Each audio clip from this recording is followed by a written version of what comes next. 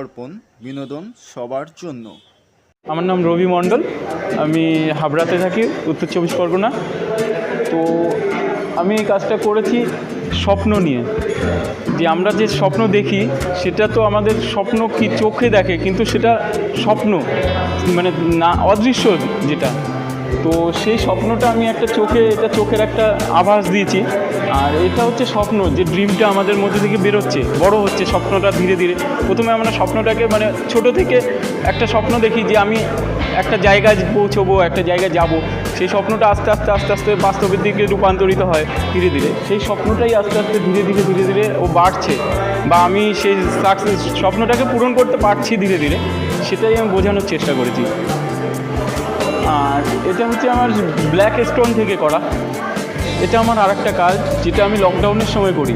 লকডাউনে সবাই যখন মানে ঘরে বন্দি, আমরা সবাই ঘরে বন্দি রয়েছি, তখন আমি ঘরে বসে মানে কোথাও যাওয়ার জায়গা নেই।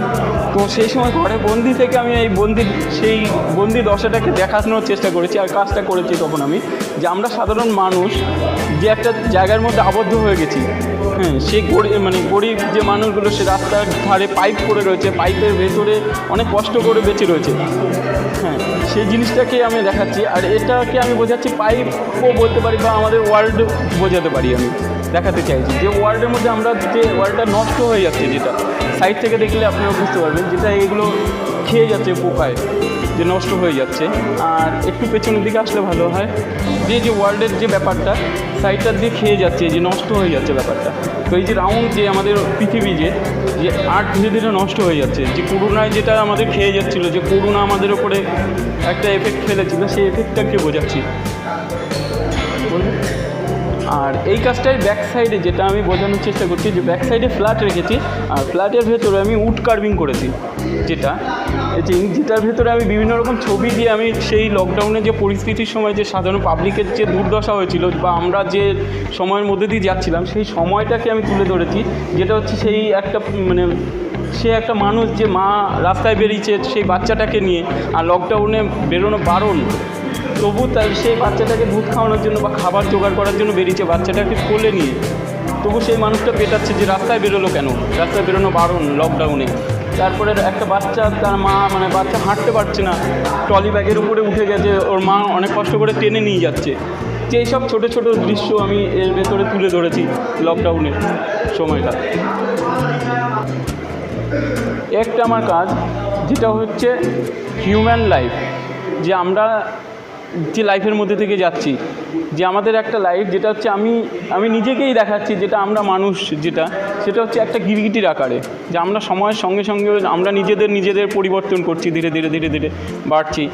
আর এটা হচ্ছে পৃথিবী, যেটা আমাদের নেচারের উপর আমরা বেঁচে রয়েছি, বা গাছপালা যেটা থেকে আমরা অক্সিজেন নিচ্ছি, সেটার উপরেই বেঁচে রয়েছি, সেটা আমাদের পৃথিবী। আমি পৃথিবীটাকে পাতা হিসেবেই দেখাচ্ছি, যে পৃথিবীটা। আর এটা হচ্ছে আমি মানুষ। এটা আমার আরেকটা কাজ, যেটা আমি উড কার্ভিং করেছি। এটা হচ্ছে শেল্টার, যেটা পোকামাকড়, আমরা তো নেচারের উপর নির্ভরশীল, নেচারের উপরে বেঁচে রয়েছি, নেচার আমাদের জীবন দান করছে, শুধু আমাদের না, প্রাণীদেরও করছে, যেটা হচ্ছে পোকামাকড়দেরও করছে। সেটা পোকামাকড়রা এই নেচারের উপরেই ডিম পাড়ছে, যে ডিম পেড়ে ওরা বসবাস করছে, সেটাই, যে ওদের জীবিকাও এটার উপরে নির্ভরশীল হয়ে রয়েছে, সেটাই আমি বোঝানোর চেষ্টা করছি। এটা আমার পরের আরেকটা কাজ, যেটা স্টোন কার্ভিং করেছি আমি স্যান্ডস্টোনে। তো স্যান্ডস্টোনে আমি একটা উনুন বানিয়েছি, যেটা আমাদের লাইফ থেকে অনেকটা লুপ্ত হয়ে গেছে। তো এটা আমি নামও দিয়েছি লুপ্তপ্রায়। হ্যাঁ, তো লুপ্ত হয়ে গেছে, কিন্তু আমরা একে অবহেলা করে ফেলেই দিয়েছি বলতে গেলে। যে আমাদের লাইফে এখন আপডেট হয়ে গেছে, আমরা অনেক আপডেট হয়ে গেছি, যে আধুনিক যুগে গ্যাস চলে এসছে, ইলেকট্রিক অনেক কিছু যন্ত্রপাতি চলে এসছে, যেগুলো সাহায্যে আমরা রান্নাবান্না করছি। আর সেই আঁচের উনুন, গুল, কয়লা, সেই জিনিসটা আমাদের লাইফ থেকে অনেকটা বেরিয়ে গেছে ছিটকে। কিন্তু আমরা একে অবহেলা করে ফেলে দিলেও ওরা কিন্তু জীবিত রয়েছে, যে একটা উনুনের মধ্যে থেকে একটা কচু গাছ উঠেছে। তো কচু গাছটাকে বাঁচিয়ে রেখেছে উনুনটা, সুন্দর একটা কচু গাছ উঠেছে, ও জীবিত রয়েছে। এই কচু গাছটা নির্ভরশীল হয়ে রয়েছে উনুনটার উপরে অনেকটা।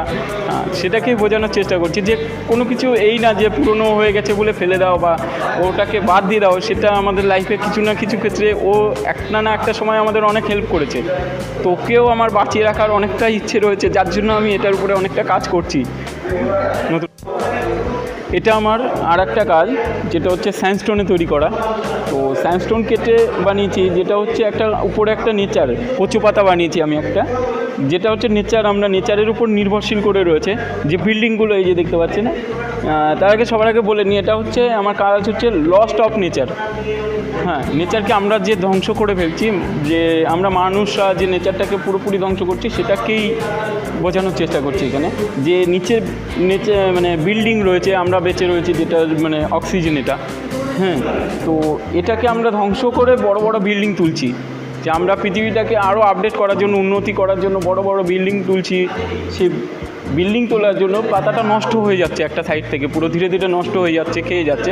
সেটা আমরা ফলো করছি না, যে আমরা নিজেরাই নিজেদের ক্ষতি করছি, পৃথিবীটাকে আমরা নিজেদের মানে ক্ষতি করে ফেলছি।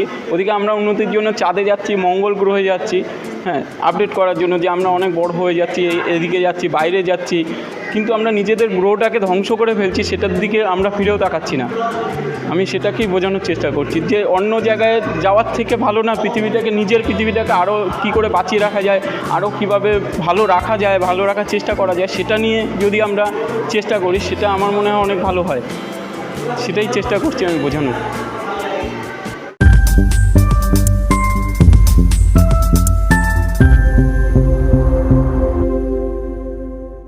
বং দর্পণ, বিনোদন সবার জন্য।